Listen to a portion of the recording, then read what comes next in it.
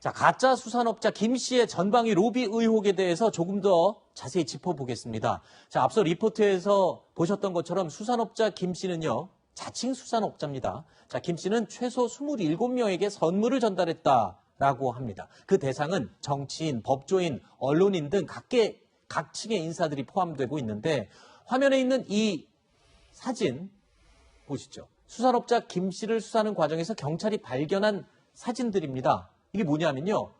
고급 외제차 외제차 사진이고요.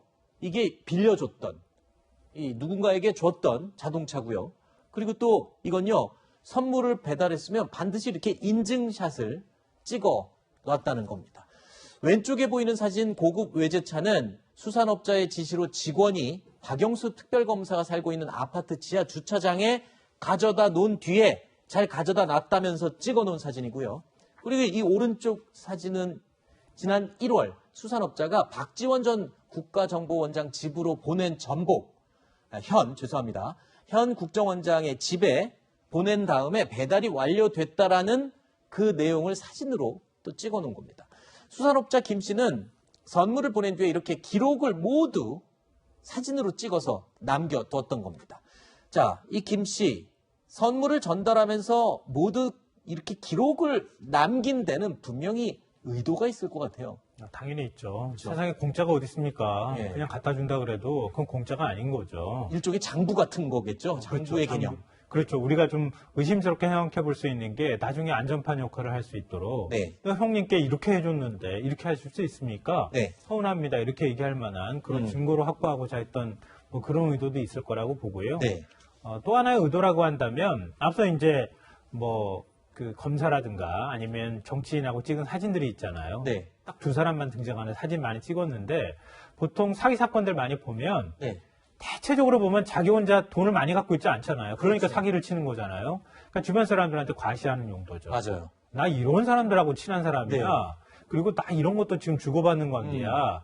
그러니까 다 믿어도 돼. 나한테 투자해. 그러니까 지금 1,000억 정도의 유산을 받은 청년 사업가를 사칭하고 다녔다는 거 아닙니까? 배도 20척이나 갖고 있다고 하고. 그러니까 나한테 투자하면 몇 배로 돌려줄 수 있어. 난 거짓말하는 사람 아니야. 이렇게 얘기하기 위한 용도로 저런 사진들이나 이런 게 활용되지 않았을까 싶네요. 자, 그 말이 다 거짓말이었던 걸로 지금 사기였던 것으로 경찰은 보고 있고, 손 변호사님, 일단 저 아까 사진 속에서 봤던 이 고가의 외제차 그리고 이 해산물 선물 받았다고 지금 경찰은 파악하고 있는데 박영수 특검과 박지원 국정원장 둘 다 해명을 내놨죠. 어떤 해명이었죠? 그러니까 제 차가 오래된 차 하나 있는데 마지막으로 이제 쓸 수 있는 좋은 차를 이제 구입하려고 고민을 하던 중에 김 씨가 내가 렌트카 업체를 운영을 하는데 우리 회사 차를 한번 써봐라 시승을 권유해서 차를 받았을 뿐이고 이틀 후에 이제 반납을 했다라고 이야기를 하고 렌트비도 250만 원을 김 씨에게 전달했다고 하는데 이게 왜 중요하냐면은 김영란법에는 1회 100만 원을 초과했을 때 처벌되게 되어 있습니다. 네. 근데 만약에 렌터비가 제가 정확하게는 모르겠으나 포르쉐를 얼마나 하는지 몰라서 최소 30에서 50일당 한다고 한다면 2일, 3일만 넘어가도 100만 원을 초과하기 때문에 아마 그런 이야기가 나오는 게 아닐까 생각이 들고요. 네. 일단은 송모 씨라는 언론인을 통해서 소개받았을 뿐 사업에 관여하거나 뭐 별달리 여러 가지 행사 등에 참여한 바는 없었다. 식사를 한 것이 전부이다. 이렇게 이야기를 하고 있는데 실제로 받은 금액이 얼마인지 그 렌트비 그 상당액을 특정을 하는 게 굉장히 중요할 것 같고요. 네. 박지원 국정원장 측은 국회의원으로부터 소개를 받았고 네. 뭐 식사를 했다 이런 이야기한 게 식사를 한 것이다라고 이야기를 하고 이 선물과 관련해서는 공간에서 지내기 때문에 거기에 온 선물은 전달되지 않았을 것이다 이렇게 밝히기도 했습니다. 네. 자, 이수 변호사님. 그런데 지금 박영수 특검은 지금 현재도 공무원, 고위공직자 신분이고요. 그리고 또 박지원 국정원장 당연히 공직자고요. 이렇게 되면 둘 다 고위공직자인데 이른바 이 청탁금지법, 김영란법 여기에 지금 적용이 될지 여부를 경찰이 알아본다고 하는데 일단 대가성이 입증이 되느냐가 굉장히 중요한 포인트가 되겠죠. 대가성이 입증이 된다면 뇌물이 되는 거죠. 예. 근데 이 사안의 경우에는 뭐 이 자칭 수산업자라고 하는 이 사람이 사기범이죠. 이 사기범이 본인이 정치에도 뜻이 있는 것처럼 하면서 그 정치권 인사들한테 소개를 받고 뭐 그렇게 했다고 하는데 이 일련에 나오는 이런 정황들을 봤을 때, 이 뭐 권력을 가진 사람들한테서 뭘 로비를 해서 자기가 어떤 걸 받아내기보다는, 제가 표현이 근데 좀 잡스럽게, 좀 많이 대중적인, 그러면서도 권력은 있다고 생각되는 유력 정치인들이나 뭐 이런 공무원들에게 사진 찍고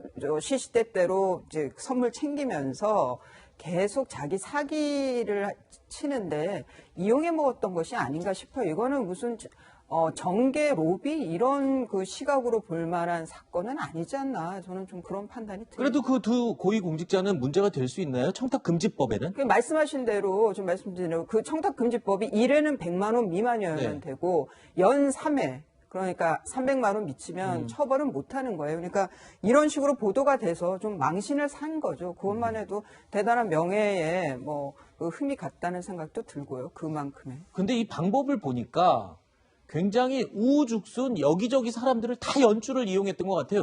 지금 명단이 점점 계속 나오고 있습니다. 경찰이 지금 어제 채널A가 단독으로 보도했던 경찰이 27명의 명단 이름까지도 확인을 했다는 내용 이외에도 지금 더 나오지 말라는 법이 없는 상황이에요. 이 문어발식 확장 네트워크 도대체 어떻게 이렇게 만든 거고 용도가 뭐였습니까 도대체? 뭐 앞서 잠깐 말씀하셨던 것처럼 뭐 모 월간지 취재팀장을 했다고 하는 송모 씨를 통해서 사람들을 네. 소개받기 시작했다 이렇게 얘기를 하고 있고요. 이 정치권하고 언론계 그리고 법조계가 인맥이 다 뒤엉켜 있는 상황이잖아요. 네. 그러니까 처음에는 송 씨로부터 몇몇 사람을 소개받은 것 같은데 그 다음부터는 이 사람이 저 사람, 정치인이 언론인 이런 게 막 다 뒤집박죽 섞여버린 이런 상황이 됐던 것 같아요. 지금 선물 리스트만 27명의 이름이 올라가 있다 이런 얘기가 나오고 있는데 더 네. 많이 늘어날 가능성도 있겠죠. 그렇죠. 현재로서는. 근데 앞서 이제 김영란법 얘기하셨지만 우리가 김영란법 왜 제정했습니까? 대가성이 입증되지 않더라도 선물 그렇죠. 같은 거 받지 말라는 거예요. 그러니까 뇌물하고는 다른 거예요. 아예 식사도 같이 하지 말라 그랬어요. 한때는. 네. 근데 선물 막 받고 정치인이나 법조계 인사들이 이렇게 만날 수 있는 인맥들이 얼마나 넓겠습니까? 네. 그렇게 해서 선물 함부로 받지 마십시오라고 하는 의미를 이미 포함하고 있는 거예요. 네. 사회적으로 규율하고 있고 기울하고 있는 건데 지금 국정원장 뭐 이전에 정치인 시절부터 시작해서 언론인 법조계 인사들이 전부 다 그런 데에 있어서의 경각심이 다 떨어져 있는 상태다. 네. 이걸 상징적으로 보여준 사건이다. 네. 여기서 만약에 금품이 얼마나 더 오고 갔는지는 모르겠지만 그 상태까지 가면 진짜 심각하지만 지금으로서도 아주 심각한 문제다. 진짜 이런 식의 네트워크를 유지하는 거 정신 바짝 차려야지 알겠습니다. 안 할 수 있다고 생각합니다.